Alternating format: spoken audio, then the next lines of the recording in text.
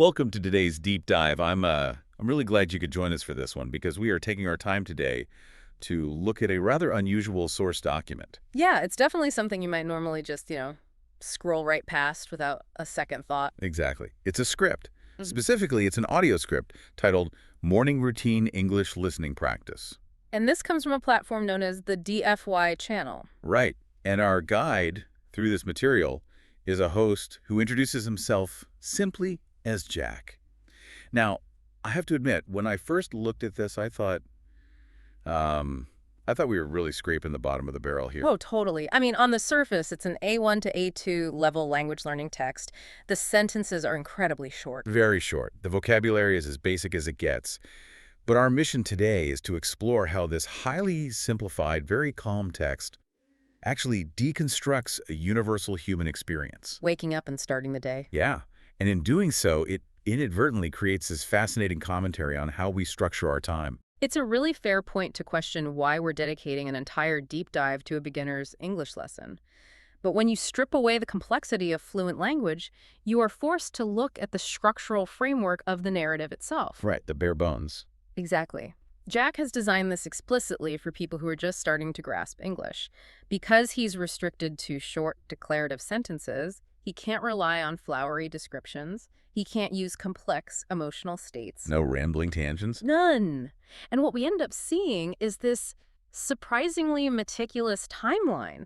It's a 90-minute morning routine that, honestly, because of its linguistic limitations, ends up feeling almost like an idealized blueprint for how a morning should actually run. Okay, let's unpack this, because I want to start with the architecture of the lesson itself. Good. Jack's method is highly regimented. Very much so. Right at the top of the transcript, he doesn't try to hook you with a joke or some dramatic anecdote. He just sets the stage with pure utility. He explicitly states the topic, morning routine. He states the level, A1 to A2. And he sets expectations regarding the language, saying outright the sentences are short and easy. There is zero ambiguity. Yeah.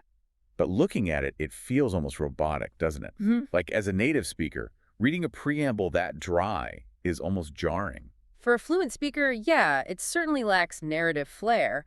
But from a pedagogical standpoint, that transparency is vital.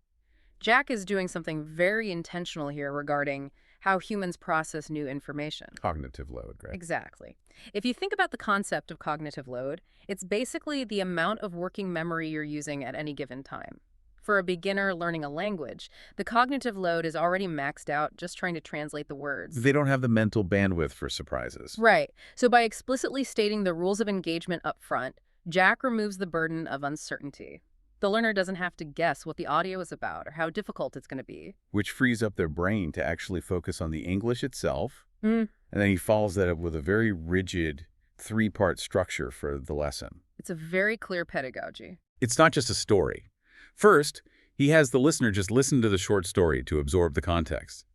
Then he shifts into a repeat after me section. And what's crucial there is that this section has built-in pauses. Yes, built-in pauses specifically designed for the listener to practice speaking out loud, taking their time. And finally, he wraps up with a listening again phase to reinforce the material. It's highly methodical. Highly methodical and highly repetitive. Well, repetition is the cornerstone of building those neural pathways for any new skill. But notice the calm pacing he uses. He doesn't just throw the listener into the deep end. No, he checks in. Right before the story even starts, he asks, "Are you ready? Let's begin." And then right in the middle of the exercise, after the active speaking portion, he includes a simple, "Great job." I read that. Great job. Yeah. And honestly, it felt a bit cheesy at first, like something you'd say to a kindergartner. Sure, it reads that way to us. But I suppose if you are genuinely struggling to pronounce these new words, a little encouragement goes a long way. It really does, because when you or any of us try to learn a complex new subject, our frustration threshold is incredibly low. Having a predictable framework, listen, practice, review, combined with a supportive tone, it builds confidence. It creates a safe space. Exactly. It's a protective environment for learning. It lowers the heart rate. I can definitely see the value in that. So let's actually look at the story Jack is using to teach these lessons. Because the protagonist here is named Anna, and her routine begins exactly at the top of the hour. Right at 6. The text simply reads, Anna wakes up at 6 o'clock. It is a hard start at 6 a.m. There's no mention of an alarm, no hitting snooze 3 times, no burying your head under the pillow.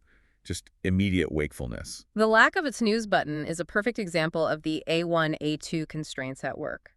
Jack likely doesn't have the vocabulary allowance to describe the nuance of procrastination. Right, procrastination is the D2 word at least. Exactly. So he has to stick to foundational physical transitions. And in a few short sentences, we get these microscopic, deliberate, sequential steps. She opens her eyes. She feels a little sleepy. She gets out of bed. She makes her bed. It's funny to look at this so closely because on the surface, it really is just a list of actions. Yeah. But I do appreciate that Jack acknowledges she feels a little sleepy. It humanizes her. It would have been so easy to just write, she wakes up and gets out of bed. But adding a little sleepy grounds her. She isn't some superhuman morning person. She's tired at 6 in the morning, just like anyone else. But despite being sleepy, look at the very next sentence. She makes her bed.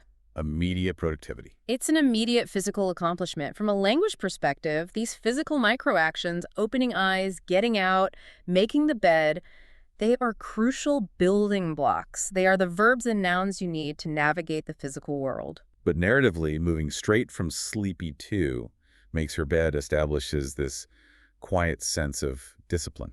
And that momentum carries her straight from the bedroom into the bathroom.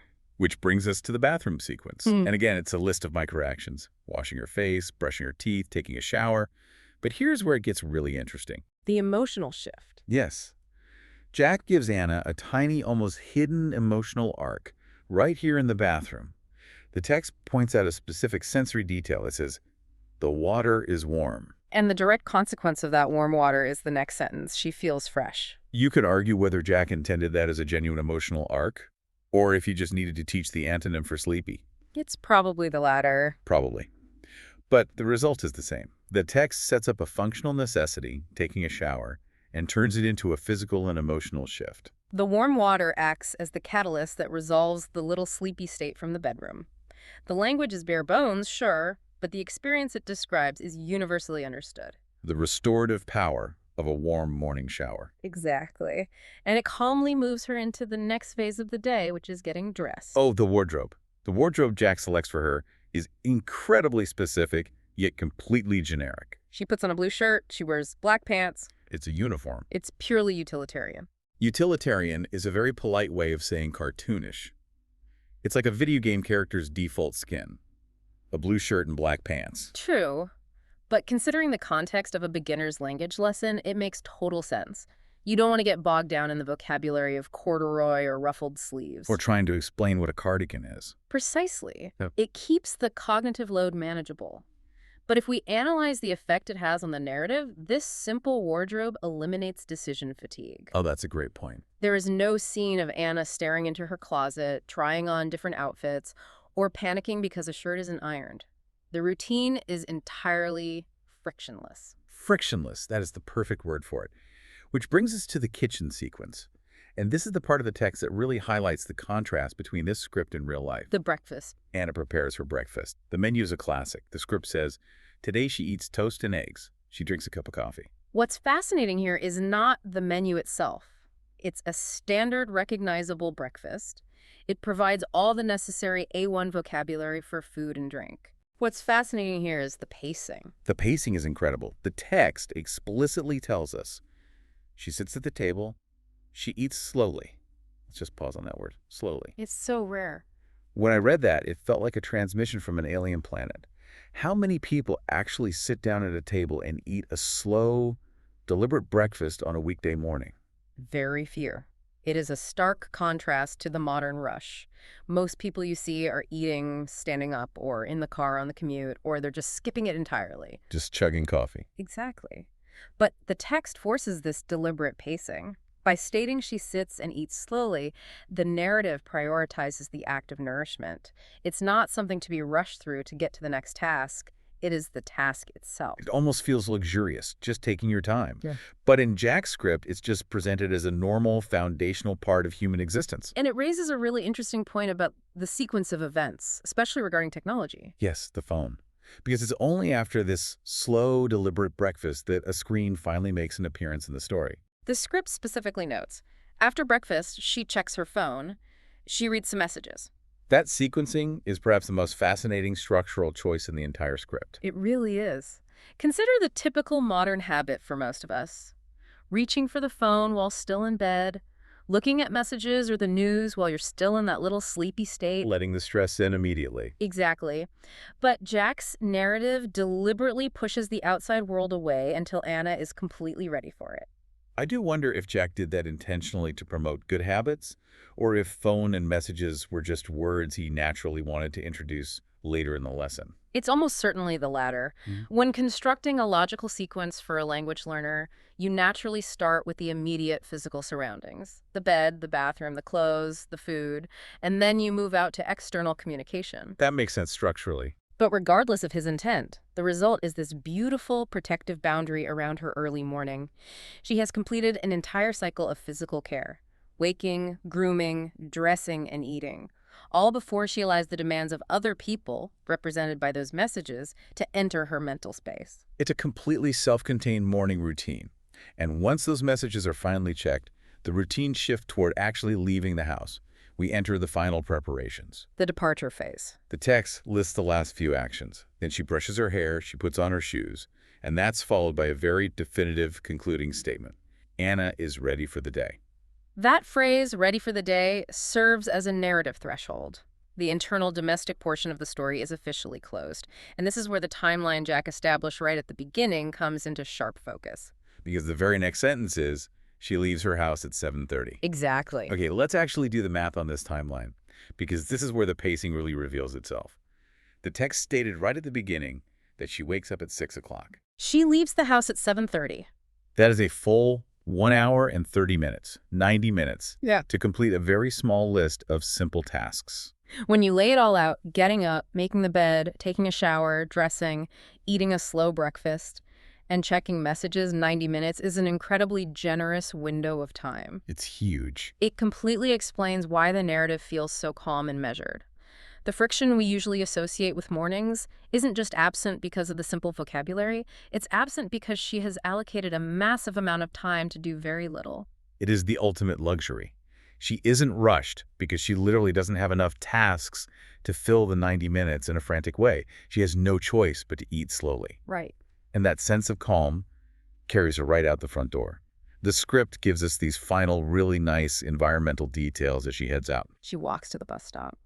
The morning is cool. The sun is rising. It is a surprisingly evocative way to end a beginner's exercise. The cool morning air offers a final, bracing sensory detail. It's the external counterpart to the warm water of the shower earlier. Oh, I love that connection. The shower woke her body up inside the house, and the cool air wakes her up to the outside world. And the rising sun is this classic parallel image to her own process of rising and starting the day.